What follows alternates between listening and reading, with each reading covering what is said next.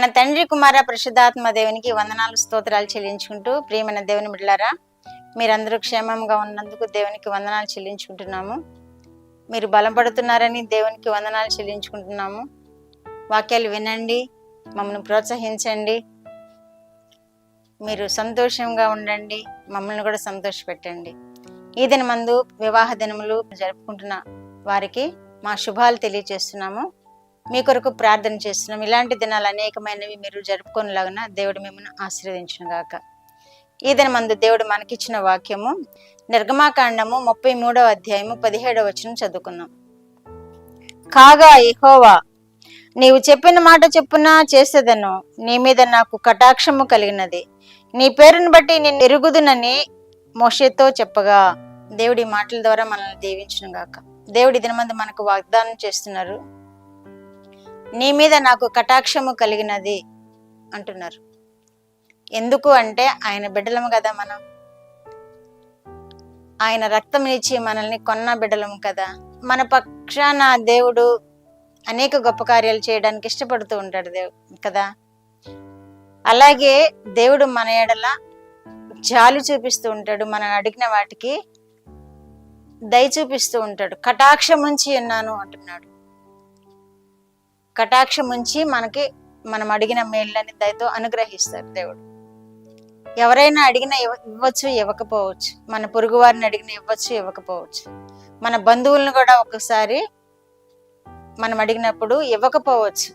కానీ మన దేవుడు మన ఎడల కటాక్షము చూపి మనం అడిగిన వాటన్నిటిని అనుగ్రహించే దేవుడుగా ఉన్నాడని ఈ వాక్యం ద్వారా మనం తెలుసుకోగలుగుతున్నాం.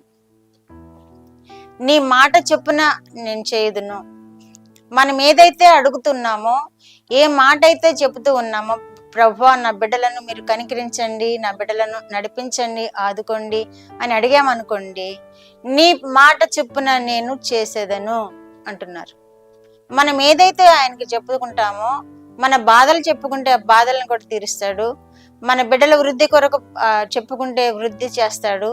ఈ లోక సమస్యలు ఇంకేమైనా దేవుని కొరకు మనము ఎదురు చూస్తూ అడుగుతూ ఉంటే వాటిని కూడా దేవుడు అనుగ్రహిస్తాడు. వాటిని కూడా మనకి అనుగ్రహించి దేవుడు తప్పకుండా మనకి కృపలను అనుగ్రహిస్తాడు, అవసరతలను తీరుస్తాడు. ఆయన కటాక్షం ఉంచే దేవుడు, మన ఎడల జాలిపడే దేవుడు, ఆయన మన ఎడల కృప చూపే దేవుడు. నీ మాట చొప్పున నేను చేసేదను అని అంటున్నాడు. ఆయన సంతోషపెట్టినప్పుడు, ఆయనను మనము ఘనపరుస్తూ వచ్చినప్పుడు మన మాట చొప్పున ఆయన చేస్తారు. వాగ్దానం చేస్తున్నారు, నీ మాట చొప్పున నేను చేస్తానని. నీ పేరును బట్టి నేను నిన్ను ఎరుగుదును అని కూడా తెలియజేస్తున్నారు. మన పేర్లు ఆయనకు తెలుసు, మనమేంటో ఆయనకు తెలుసు, మన సమస్తము ఆయనకు తెలుసు. నీ పేరును బట్టి నేను నిన్ను ఎరుగుదును అని కూడా తెలియజేస్తున్నారు. ఆయన పేరు పెట్టుకోవాలి, మనం దేవుని పేరు పెట్టుకోవాలి. ఈ మధ్య కాలంలో అంత ఫ్యాషన్గా దేవుని పేర్లు పెట్టుకోవటం మానేసి ఆ సినిమా యాక్టర్ల పేర్లు, ఆ పేర్లు, ఈ పేర్లు పెట్టుకుంటున్నారు.